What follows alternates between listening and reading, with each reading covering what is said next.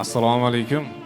Mana shu fayzli to'yxonaga yig'ilgan aziz mehmonlar, Olmosdan, Andijondan tashrif buyurgan, qolaversa o'zimizni hamqishloqlarimiz xush kelibsizlar. Bugun meni ham quvonchli, ham g'amli kunimda. Buni sababini sizlarga tushuntirib beraman. Sababi bugun meni yoshligimning so'nggi kuni. Meni eng yaqin do'stim ham uylanyapti. Bugun uni bo'ydoqligining so'nggi kuni, meni yoshligimning, bolaligimning so'nggi kuni. Endi biz u bilan xohlagan paytimiz ko'chaga chiqib keta olmaymiz.